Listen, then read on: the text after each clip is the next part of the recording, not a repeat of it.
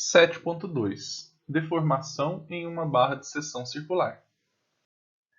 Para a gente verificar o comportamento das tensões de cisalhamento em uma barra que foi submetida a um momento torsor, a gente precisa determinar a distribuição das deformações de cisalhamento. Tá? Fica mais fácil a gente entender o conceito da tensão no momento torsor ali, né? Se a gente verificar como é que funciona a deformação em uma barra. Então, a gente está vendo aqui uma barra de seção circular, né, que é o que a gente está analisando nessa aula. E essa barra ela tem um raio que a gente chama aqui de C, um comprimento L, e ela, né, a gente está analisando torção, então ela foi torcida, né, através de um ângulo φ aqui, ó. Então esse ângulo φ ela está torcendo, né? Teve uma torção aqui nessa face aqui, né? Esse comprimento L aqui tem essa torção de φ aqui. Dá para ver que quanto mais a gente caminha aqui para essa parte engastada aqui, menor vai ser, né, esse ângulo, né? Vai só diminuindo até chegar aqui em zero. Mas aqui nessa face o ângulo é φ.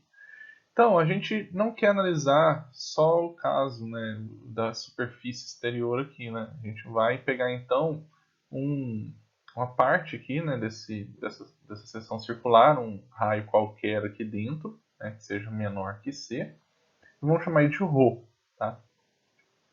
E inicialmente a gente vai traçar uma reta paralela aqui, de A a B, paralela ao eixo longitudinal aqui dessa barra, tá? Então, AB vai ser essa reta paralela e a gente tem aqui essa distância, esse raio desse elemento, né, dessa circunferência desse cilindro aqui, de ρ, tá? Vamos lá. Então, agora nesse elemento, né, que a gente reduziu o raio aqui para um raio valendo ρ, se a gente aplicar aquele momento torsor, ele vai fazer essa deformação aqui, né, representada pelo ângulo φ, certo? E esse deslocamento aqui, né, angular, né, ele vale φ, mas é só nessa área aqui, nessa seção transversal aqui. Se a gente caminhar aqui, vai diminuindo, né, como a gente pode notar aqui. Então, esse ângulo formado aqui por AB e AB e a linha B vai ser chamado aqui de gama, tá? E esses dois ângulos aqui a gente vai expressar eles em radianos na fórmula, tá? Então tá, se a gente normalmente torção, ela não sei que seja um elemento bem elástico, né, um elemento bastante deformável mesmo, ele será um ângulo bem pequeno. E para ângulos pequenos, a gente pode fazer aproximações que permitem a gente fazer esse cálculo aqui. Para pequenos valores, então, de gama, a gente tem que a linha, essa distância aqui, ó, que é uma distância que a gente sabe que é uma distância que não é uma reta, né, que ela é um arco aqui de circunferência, mas se for um ângulo bem pequeno, a gente pode aproximar para uma reta. Tá? E essa reta ela vai valer L vezes o gama, certo? Então, o gama, só que multiplicado aqui, né, dando uma amplificação dele aqui ao longo de todo esse L aqui. Tá? Então, é como se fosse uma reta. Tá? E a gente sabe que gama também seria bem pequeno. E também, o A' seria também o ρ, certo? Que é o mesmo, é a distância, conta como se fosse o L, só que agora é o ρ, que é o raio, vezes o φ, que é o ângulo aqui. Então a gente pega o ângulo vezes a distância do ponto que a gente está medindo até o A' aqui, né, que é o que a gente está contando aqui, né, para calcular essa distância A', que vai ser igual também, né, ao gama vezes a distância que é L, né, que vai ser também. Aí a gente vai iguala, né, essas distâncias A' consideradas aqui com deslocamentos bem pequenos, a deformação bem pequena aqui. Então a gente iguala os dois e a gente vai ter que, se a gente isolar esse gama, vai ser igual a ρ vezes φ sobre L. Né? Só passar o L para o lado de lá dividindo. Tá? Gama e φ, né, nessa fórmula aqui, tem que ser expresso em radiano. Tá? O ângulo gama ele vai ser chamado de ângulo de distorção, tá? E o ângulo φ chamado de ângulo de torção. Pela fórmula aqui, a gente consegue verificar que quanto maior o raio, né, seria o ρ lá na seção que a gente está, que aplicou aquela torção, e quanto maior a torção, maior vai ser o nosso ângulo de distorção. E quanto maior o L, o comprimento da barra, menor será o ângulo de distorção. Tá? Você vai dobrar o comprimento, então você vai diminuir o ângulo aqui. Né? Imagine um triângulo e você aumenta o dobro aqui, por exemplo, no cateto adjacente a esse ângulo. Né? Então você vai ter, mantendo aqui a altura, você vai ter um ângulo menor. Okay? Se a gente analisar agora, isolando aqui o ângulo de torção, já seria o contrário. Quanto maior o ângulo de distorção e o comprimento da peça, né, maior será o ângulo de torção. Tá? Mantendo a distorção, né, logicamente. E quanto maior o raio, menor seria o ângulo de torção para essa distorção, né, constante. Tá? Então, a deformação de cisalhamento em uma barra circular vai variar linearmente com a distância do eixo da barra. Então, você vê que esse ângulo de distorção ele vai crescer da base, né, até a seção analisada, que sofreu a torção, e o ângulo de torção, isso vai ser um valor crescente, né? Mas se você analisar dentro vai diminuindo o raio, ele vai diminuindo também, tá? Esse ângulo de distorção, porque se você diminui o raio, mantendo aqui o L e a torção, você diminui o ângulo de distorção. Tá? E se você analisar agora na torção, a torção ela vai ser cada vez menor, esse ângulo de torção vai ser cada vez menor quanto mais a gente se aproxima do nosso engaste lá da barra. Tá? Onde tem lá o contratorque, digamos assim. Okay? Esse ângulo gama, né, de distorção, que eu falei no slide anterior, ele também vai ser relacionado à deformação do cisalhamento. Tá? Então tem que pensar nele como, quando eu sempre falar deformação do cisalhamento, vocês vão lembrar do ângulo de distorção, que lembra que a deformação do cisalhamento ela vai caminhar, vai ser dentro de toda a barra, né? Então, que é onde tem a tensão do cisalhamento, né? E esse gama, que é o ângulo de distorção, que vai estar acompanhado ali, né? Vai estar presente em todo o comprimento da barra. A gente sabe que o maior valor que o raio, que é o ρ, né, pode assumir é o valor justamente do raio da peça. Né? Não vai passar disso. Que a gente chamou de C lá no início. Então, a gente sabe então que o gama máximo, né, a máxima deformação do cisalhamento, vai ter que ser igual a C sobre L. Né? Substitui o ρ por C. C sobre L vezes a nossa torção, né, o ângulo de torção. E a gente sabe que o ângulo de torção, pela fórmula anterior, se a gente isolar lá, vai ser igual ao comprimento vezes o ângulo de distorção sobre aqui o ρ. Jogando esse valor aqui em θ, a gente vai ter que a máxima distorção vai ser igual a C sobre o ρ vezes o ângulo de distorção. Então vai ter uma relação entre esses dois. Onde, aqui a gente isolando agora o ângulo de distorção, a gente vai ter que o ângulo de distorção vai ser ρ sobre C vezes o ângulo máximo de distorção. Então, isso aqui significa que é crescente, é uma proporcionalidade, né? Esse ângulo de distorção. Ele vai crescer conforme você vai aumentar o ângulo aqui de torção. Né? Na verdade, conforme você for aumentando o raio, né? Então, em zero ele vai ter um ângulo de distorção zero, né? Quando a gente estiver no centro da peça. Né? Agora a gente foi aumentando o raio até chegar em C. Quanto mais aumenta o o raio até chegar no final, maior vai ser o valor. Até lá na extremidade, C sobre C, que vai dar 1, a gente vai ter Y, o gama, sendo o gama máximo. Então, agora que a gente sabe como é que se comporta a deformação do material, a gente vai poder voltar e concluir a parte da tensão. Tá? Agora vocês vão conseguir entender como é o comportamento da tensão também no material ao longo de toda a viga. Tá? Para isso, a gente vai considerar, né, aquela mesma barra lá circular, né, e a gente tem que analisar primeiro que a gente tem que considerar que o torque tem que ser tal que todas as tensões de cisalhamento na barra permaneçam abaixo da tensão de escoamento, tá? Que é o tal E. Lembra da tensão de escoamento lá do diagrama de tensão e deformação? Que é o ponto lá limite da fase elástica? Então, exatamente. Então, se tem que ser menor que a tensão de escoamento, quer dizer que tem que estar dentro do regime elástico para a gente poder aplicar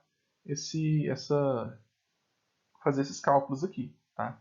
Porque se não tiver, aí é deformação plástica, aí vai mudar muita coisa. Então, tudo que a gente vai fazer, a gente tem que considerar que a gente não quer que o material se deforme. Não pelo menos plasticamente, né? Que a gente pode ser imprevisível a forma de deformação dele ali.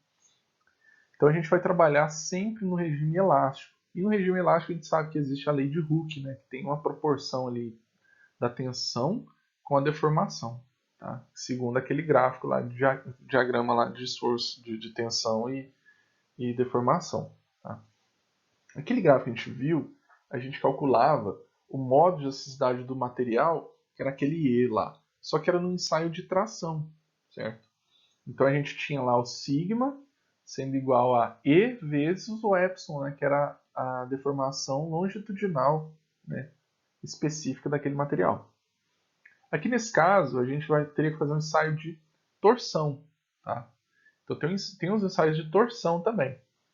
Nele a gente mede, a gente vai variando a tensão de cisalhamento, no caso varia o torque no momento, mas aí a gente vai ler, na verdade, nos cálculos para a gente fazer o diagrama, porque vai depender da dimensão do material, então a gente já faz específico. Né? Então vai ser a tensão e a gente vai medir a distorção, o ângulo de distorção do material. Tá? Lembram que isso aqui é radiano. Tá? E a relação entre esses dois, na lei de Hooke, agora, para a tensão transversal, a gente vai chamar de modo de elasticidade transversal, que é esse G aqui. Tá? Então, ele que vai dizer qual que é a proporção entre a deformação transversal e a tensão transversal aplicada ali naquela barra sob um ensaio de torção. Se a gente multiplicar, então, lembra da última fórmula lá? Se a gente multiplicar agora esse G dos dois lados, a gente vai ter dessa forma aqui. Ó. Vai ter G gama, vai ser igual a ρ sobre C vezes G gama máximo. E assim a gente sabe que, como G gama é tal, né, que é a nossa tensão de cisalhamento, então vai ser o tal, a tensão de cisalhamento do material da seção que a gente está analisando, né, vai ter que ser igual a ρ sobre C vezes o tal máximo. Tá? No caso não é na seção, né? No caso é no raio que a gente está analisando. Tá? Seria na circunferência aí do cilindro, né? A superfície do cilindro externo. A gente sabe que esse tal máximo aqui, ele vai ser, o valor dele é quando é na superfície, né? Quando o ρ for igual a C, né? Ou seja, o raio externo ali. E a gente sabe que quanto menor o ρ, menor vai ser o nosso tal. Né? Então é sempre essa proporcionalidade aí que quem dita aí é o ρ, o C e o tal máximo. Então, para ilustrar o que eu falei anteriormente, aqui a gente tem uma seção transversal, né, da nossa barra circular. E aqui a gente vê que a gente pode, aquela variação lá que é proporcional, ela é mostrada nesse gráfico aqui, ó, onde ρ é essa distância daqui até qualquer ponto aqui no meio, o máximo ρ tem que ser igual a C, certo? E a gente vê que se ρ for igual a zero, a tensão, o tal máximo, né, a tensão de cisalhamento máximo, vai ser igual a zero. Se ρ for na metade aqui, vai ser a metade, se for a metade do raio, né? Então vai ser metade da tensão. E se ρ for igual ao raio C, a gente vai estar no tal máximo aqui, né? Que é a maior tensão de cisalhamento nesse elemento, nessa seção. Tá? Detalhe, esse tal máximo, essa análise que a gente está fazendo, lembre-se que é sempre dentro da fase elástica, tá? Tem que obedecer lá o limite de proporcionalidade lá, tem que obedecer a lei de Hooke, tá? E se falar qual que é o tal mínimo? Depende, porque se for uma seção cheia, né, que ela não tem nenhum raso lá dentro, então a gente tem que é zero, né? A tensão mínima na barra vai ser igual a zero, a tensão de zeramento, né? Vai ser igual a zero, que vai estar bem no centro. Tá? E agora se tiver um furo vazado aqui na seção, então a tensão mínima não vai estar mais aqui, vai estar aqui, ó, no raio interno dela. Okay? Então aqui vai ser o tal mínimo e aqui o tal máximo. Mas mesmo assim ainda, se a gente fosse fazer um gráfico, acompanhando aqui, ia ter que passar pela origem desse sistema aqui. Tá? Esse gráfico aqui. Onde aqui o y é o tal, né? E o x aqui seria justamente a distância aqui no raio. Tá? Então assim a gente vê que a gente consegue aqui, por semelhança de triângulo, né? A gente tem um triângulo maior aqui e um outro triângulo menor. A gente consegue aqui falar que o tal mínimo é o C1 sobre C2 tal máximo, em relação na proporção aqui, né? Tal mínimo por tal máximo é igual a C1 sobre C2. Aí você isola o tal mínimo para a gente descobrir qual que é o menor valor de tensão cisalhante aqui em um eixo que é vazado internamente. Okay? Então agora que a gente tem uma maior conhecimento, né, sobre esse tal, né, que surgiu naquela integral lá no início, agora a gente pode substituir esse tal, né, por ρ sobre c vezes o tal máximo. Tá? Quando a gente substitui aqui dentro da integral, a gente vai... Lembra que o ρ vai ser a nossa variável nessa integral, né?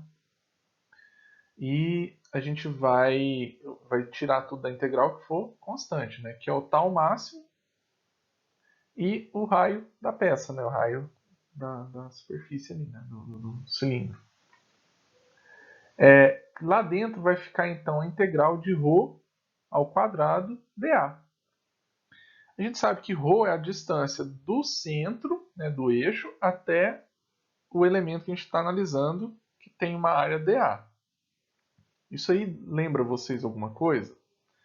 A integral da distância da origem até um ponto qualquer em uma circunferência ao quadrado vezes o elemento, a área desse elemento de área, certo? Isso aqui, gente, é o nosso momento polar de inércia que a gente viu há uns 3 capítulos atrás, se não me engano. Tá? Que é aquele J, lá que vocês já sabem calcular. Então isso aqui pode substituir por J. E é o J do quê? É o J da seção transversal, né? Daquela área lá. Que a gente está trabalhando aqui só em seção circular, então a gente já sabe como é que calcula ele tabelado. Tá?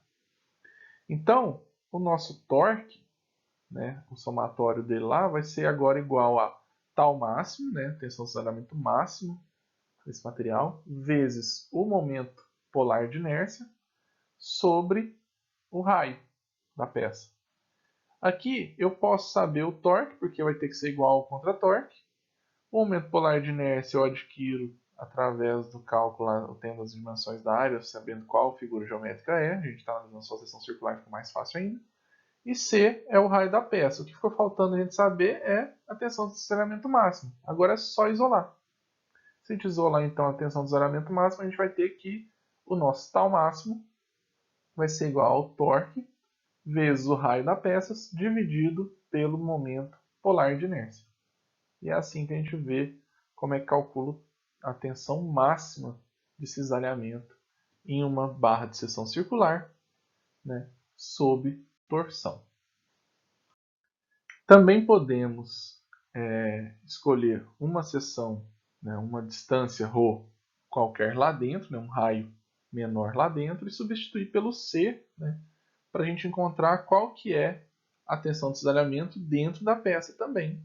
Né? Só substituir aqui o C por ρ e a gente encontra o tal lá dentro, né? A tensão de cisalhamento dentro da peça sob torção. O J, para vocês lembrarem, né, o momento polar de inércia de um círculo de raio C é πc² sobre 2. E se a gente tem uma seção circular com uma vazado, né, que tem um diâmetro interno também, é só a gente fazer esse π sobre 2 aqui e multiplicar, ao invés de ser C vezes C a quarta, vai ser C raio externo a quarta menos raio interno a quarta. Tá? A diferença aqui da potência de 4 aqui de cada um desses dois raios. Agora que nós temos já conhecimento sobre como calcular a tensão de cisalhamento, né, em elementos sob torção, no regime elástico, né, logicamente, agora a gente já pode verificar como é que funciona a deformação, né, que a gente fala em termos de ângulos de distorção e torção. Tá? Então, analisando primeiro aqui o gama, aqui embaixo. Aqui, ó. A gente sabe então pela lei de Hooke que o tau máximo vai ser igual a G gama máximo, certo? Ou tau igual a G gama. Né? E a gente sabe que o gama máximo